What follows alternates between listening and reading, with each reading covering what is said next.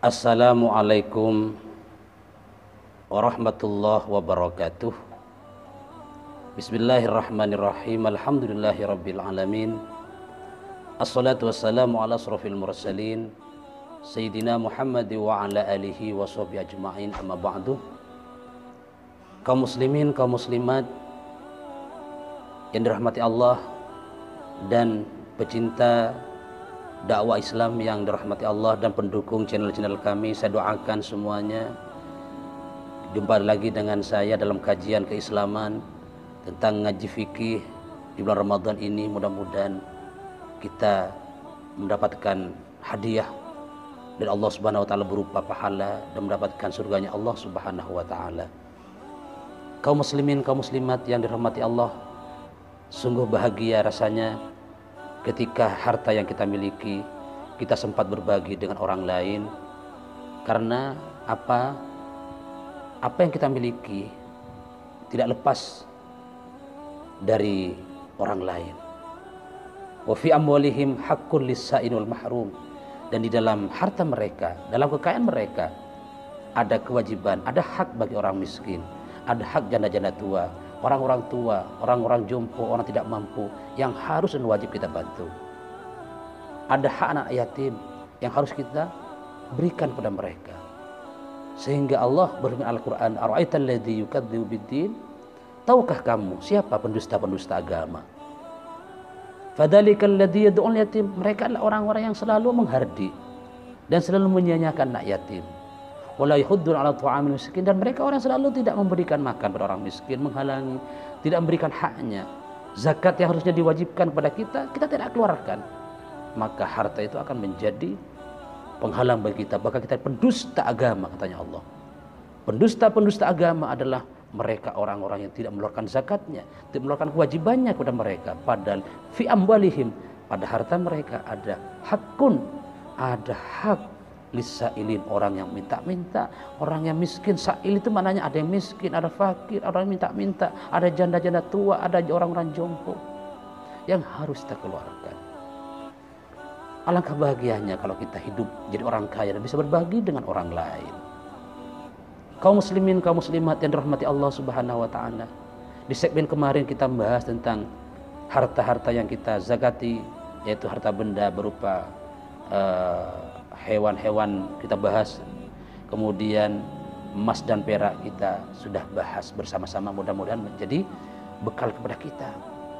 Dan kita pada saat sekarang akan membahas tentang zakat tanam-tanaman.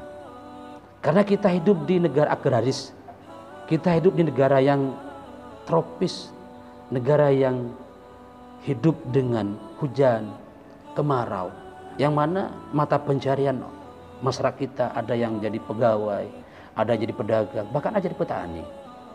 Ya, jadi pegawai kemarin kita sudah bahas tentang zakat mereka, zakat profesi mereka yang dikurus dengan emas. Jadi mereka yang tidak punya sapi punya kewajiban, mereka yang punya peternakan punya kewajiban zakat, mereka yang punya peternakan lele punya kewajiban zakat, mereka yang punya peternakan sarang burung walet punya kewajiban zakat, mereka yang beternak madu yang menghasilkan uang miliaran rupiah juga punya kewajiban zakat, dikurus dengan emas dan perak, yaitu harta perdagangan. Jadi sekarang kita mengkaji tentang pertanian dan pertumbuhan. Mohon maaf saya menyisipkan bahwa kemarin ada pertanyaan di segmen komentar itu, pertanyaan tentang zakat tentang profesi. Jadi profesi itu adalah keahlian yang mana ketika menghasilkan uang juga wajib zakatnya. Seperti sekarang ada gaji. Jadi gaji kita menjadi hakul kalkulasi, kemudian ditambah dengan gaji sertifikasi kita sebagai guru umpamanya, kita sebagai pendidik. Dan ketika sudah mencapai ukuran emas 850 gram, maka wajib zakatnya. Wajib dong, jangan main-main. Itu haknya orang miskin, bukan haknya kita. Kalau tidak dikeluarkan, bahaya, nanti akan bisa membawa harta yang banyak. Kaum muslimin, kaum muslimat yang rahmati Allah Subhanahu wa taala. Sekarang kita membahas tentang zakat tumbuh-tumbuhan.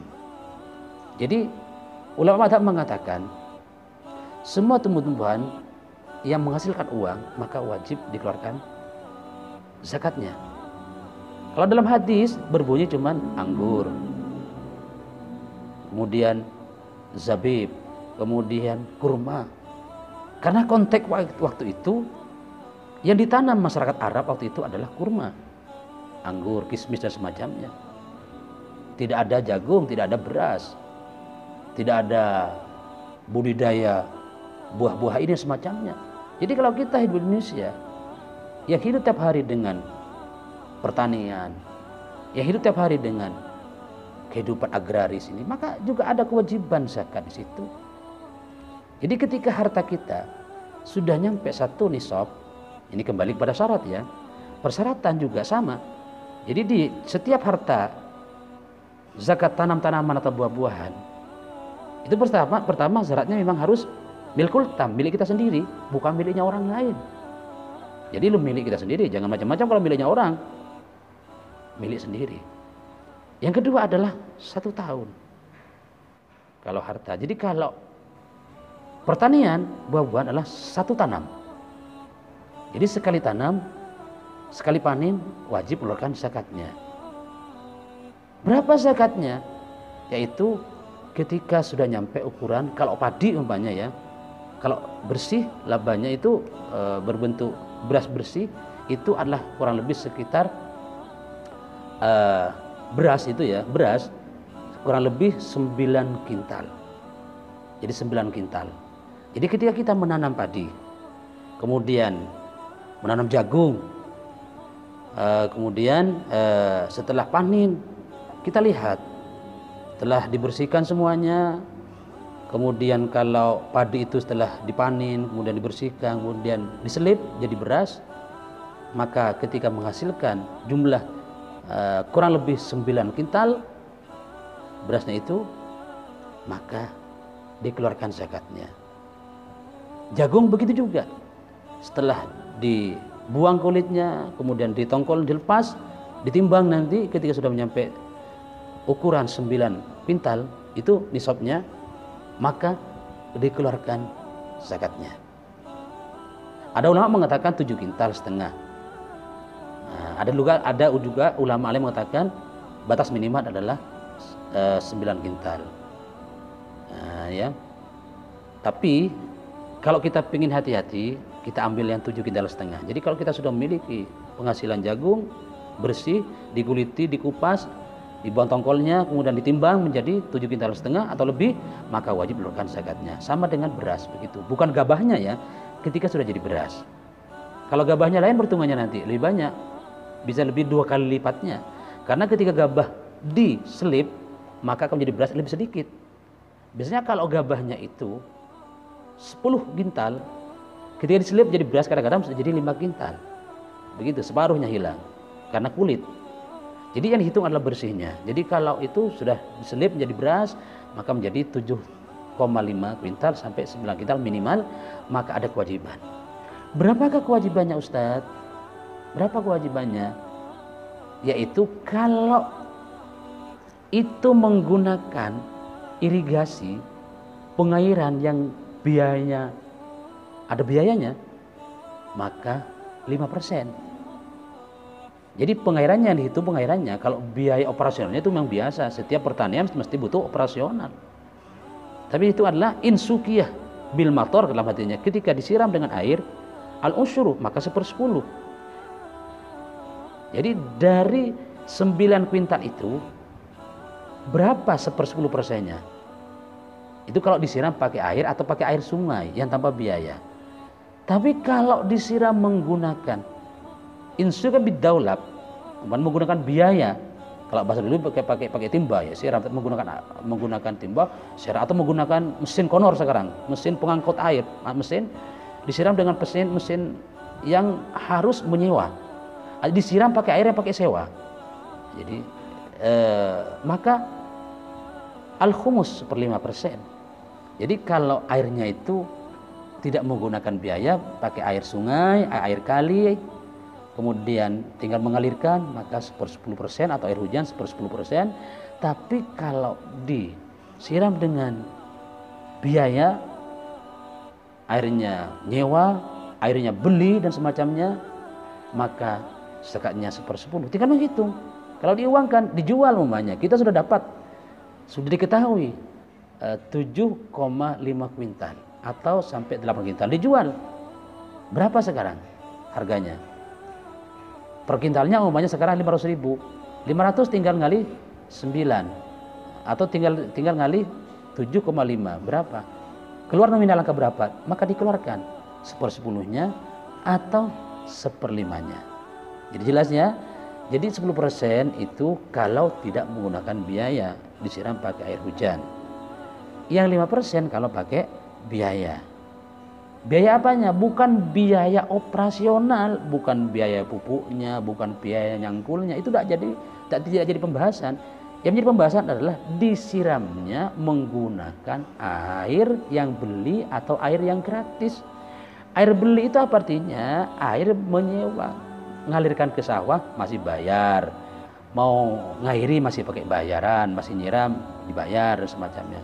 Tapi kalau ngairi sawah itu cuman kita air bendungan cuma dialirkan begitu saja gratis dari Allah, maka 1/10. Jadi berapa kalau umpamanya 7 juta, 1/10-nya berapa?